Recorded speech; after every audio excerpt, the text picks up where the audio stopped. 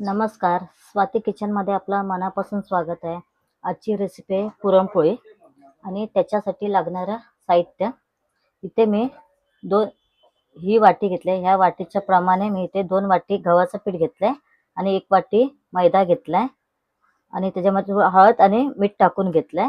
तुम्हाला जर पाहिजे असेल तर तुम्ही फक्त मैदा वापरू शकता किंवा गव्हाचं पीठ पण वापरू शकता. मी दोन्ही पण घेतलंय. तर 2 वाटी गव्हाचं पीठ, 1 वाटी मैदा घेतलाय आणि त्याच वाटीने आहे ना मी चण्याची डाळ घेतली 2 वाटी आणि ती गरम पाण्यात भिजत घातले 1 तास आणि त्याच वाटीने 2 वाटी गूळ घेतलाय, गुळाची पावडर घेतली. आता आपण आहे ना डाळ शिजून घेऊया. आता आपल्याला त्याच्यामध्ये थोडीशी हळद टाकून घ्यायची,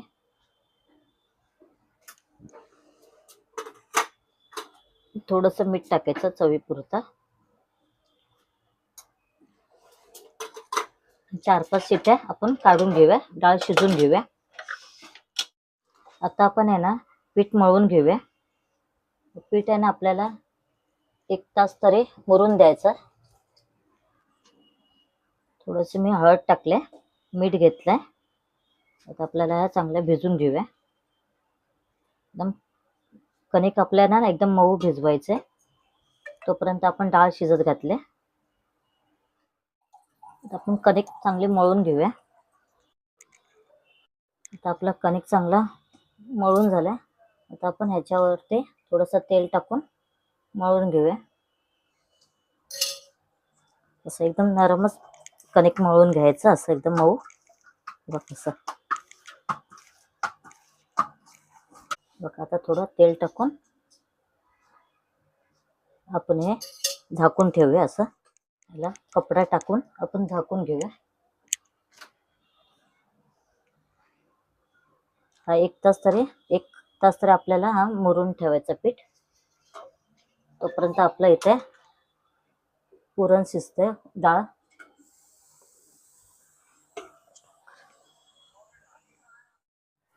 इथे आपली डाळ शिजले. आता आपण इथे मीठ काढून घेऊया, नितळून घेऊ आपण.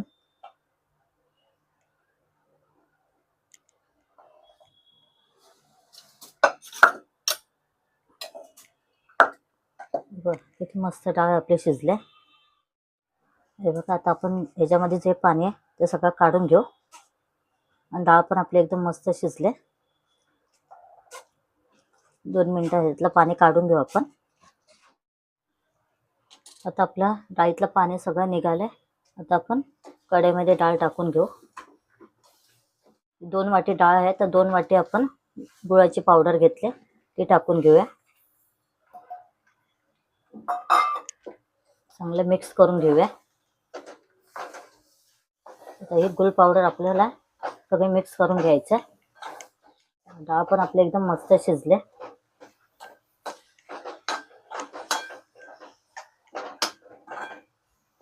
आता आपण गुळ पावडर टाकले तर आता ह्याला कसं थोडं पाणी सुटेल. ते कसं आपल्याला एकदम सुक्क होईपर्यंत चांगलं भाजून घ्यायचं आहे. आता आपण आहे ना ह्याच्यामध्ये वेलची पूड टाकून घ्या आणि हे सारण कसं तयार झालं ते कसं ओळखायचं, याच्यामध्ये ना चमचा टाकायचा.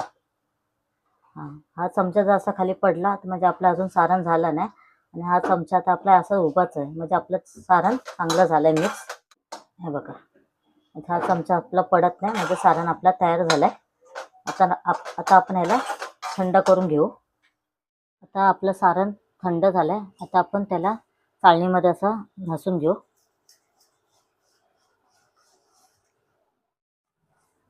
हे बघा आता मस्तपैकी आपलं घासून म्हणजे ह्याच्याने चाळणीने घे करायचा म्हणजे मस्तपैकी ते सारण तयार होतं.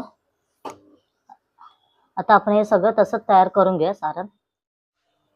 हे बघा आता आपल्याला 1 तास झाला. आता आपल्याला तेल टाकून चांगले कणिक मऊ मळून घ्यायचे अजून एकदा. हे बघा असं आपलं खूप मस्त कणिक मळून झाले. हे बघा असे एकदम मऊ, जास्त घट्ट पण नाही, असे मऊच एकदम कणिक मळून घ्यायचे. हे बघा इथे आपलं सारण तयार झालंय आणि इथे आपलं पीठ पण तयार झालंय. आता आपण पुरणपोळी लाटायला घेऊया.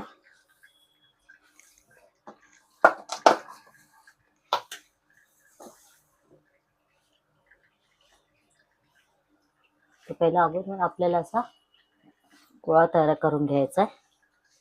असा गोळा तयार करून घ्यायचा.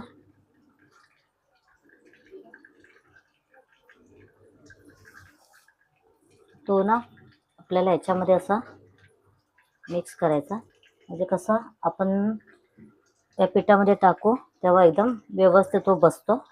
असा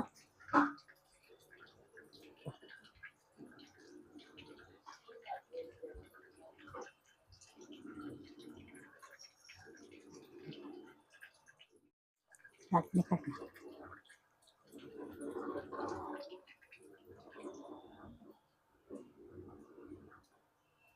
बघा आता आपण आहे ना थोडंसं हे पिठामध्ये टाकून घेतला. असं पिठामध्ये टाकून घ्यायचा आणि असा हे करायचा, गोळा करून घ्यायचा.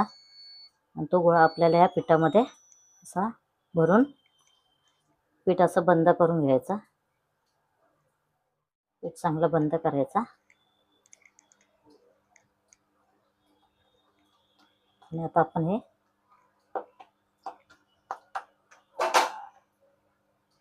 लाटून घेऊया. हे बघ आता असे आपण इथे लाटून घेऊया.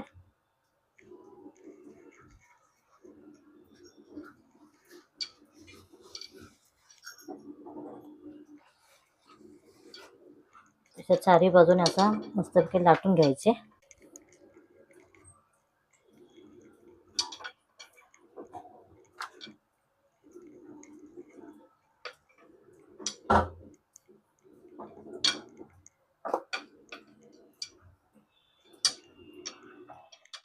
तर पुरणपोळी आपले लाटून झाले. आता आपण भाजून घेऊया. येतं आपल्याला आधी एक बाजू भाजून घेऊ, मग दुसरी बाजू हे करूया, उलटी करून घेऊ.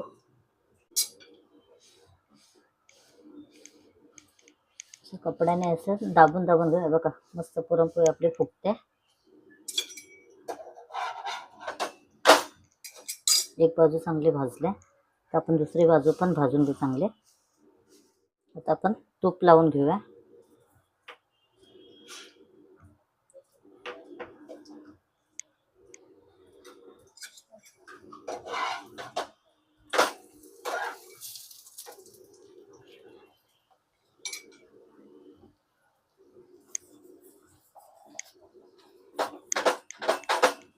बघा कशी मस्त फुगली आपली पुरणपोळी.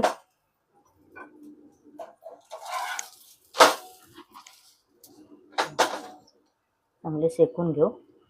आता आपण अशाच सगळ्या पुरणपोळ्या करून घेऊया. हां हे बघा आता आपल्या पुरणपोळ्या तयार झाल्यात. तुम्हाला जर माझी ही डिश आवडली असेल तर लाईक करा, जास्तीत जास्त शेअर करा आणि बेल आयकॉन क्लिक करायला विसरू नका.